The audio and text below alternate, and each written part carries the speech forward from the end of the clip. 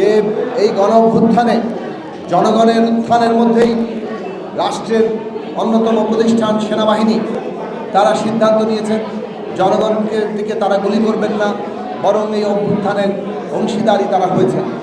কাজে আজকে বাংলাদেশ যে জায়গায় দাঁড়িয়েছে, আমাদের কাজ হবে সম্মিলিতভাবে ঐক্যবদ্ধভাবে এই গণতান্ত্রিক নির্মাণকে এগিয়ে নিয়ে যাওয়া।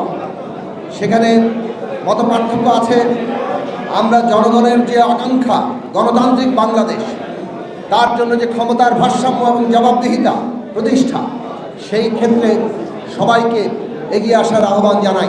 কোনো প্রতিষ্ঠানকে আজকে মুখোমুখি করে তোলা কিংবা প্রতিষ্ঠানকে ক্ষতিগ্রস্ত করে এমন কোনো তৎপরতা আমাদের এই দেশের এবং এই রাষ্ট্র ব্যবস্থার জন্য এই মঙ্গলজনক হবে না। আমরা জানি বিগত ফ্যাসিস্ট সরকার প্রতিষ্ঠানগুলোকে দলীয়করণ করেছে এবং প্রতিষ্ঠানগুলোকে জনগণের বিরুদ্ধে ব্যবহার করেছে। যারা সুস্পষ্টভাবে জনগণের বিরুদ্ধে হত্যাকাণ্ড চালিয়েছে, গুম করেছে, এই ক্ষমতা ব্যবহার করে একটা ফ্যাসিস্ট সরকারের সহায়ক হিসেবে কাজ করেছে, সেই সমস্ত ব্যক্তিবর্গকে তাদেরকে আইনের আওতায় আনতে হবে, বিচারের আওতায় আনতে হবে। কিন্তু একটা প্রতিষ্ঠানগুলোকে নতুন করে পুনর্গঠন করে তাকে তার মর্যাদার আসনে প্রতিষ্ঠা করাই আমাদের রাষ্ট্রের লক্ষ্য।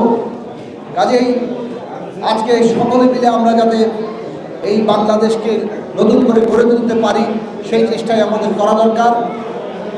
এমন কোনো বক্তব্য কিংবা তৎপরতা আমাদের করা ঠিক হবে না যেটা আসলে দেশে অস্থিতিশীলতা তৈরি করতে পারে এবং গণতান্ত্রিক প্রক্রিয়াকে ব্যাহত করতে পারে।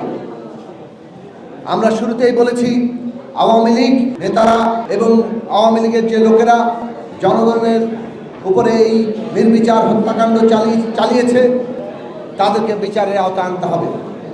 এবং যেভাবে পুরো দলকে তারা এটা ব্যবহার করেছে, দল হিসেবে দায় কতটুকু সেটাও বিচারের আওতায় আনতে হবে।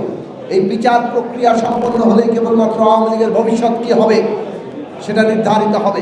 জনগণ তাদের ফ্যাসিস্টদের রাজনৈতিক তৎপরতা দেখতে চায় না। আওয়ামী লীগের পালিয়ে যাওয়া প্রধানমন্ত্রী শেখ হাসিনা এখনও পর্যন্ত টেলিফোনে নানা ধরনের উস্কানি তৈরি করে দেশে অস্থিতিশীলতা তৈরি করার চেষ্টা করছেন। সেই চেষ্টা জনগণ ঐক্যবদ্ধভাবে রুখে দেবে, সেইটা আমরা প্রত্যাশা করি এবং আমরা মনে করি জনগণ ঐক্যবদ্ধ আছে, তাদের এই সমস্ত চেষ্টা ব্যর্থ হয়ে যাবে।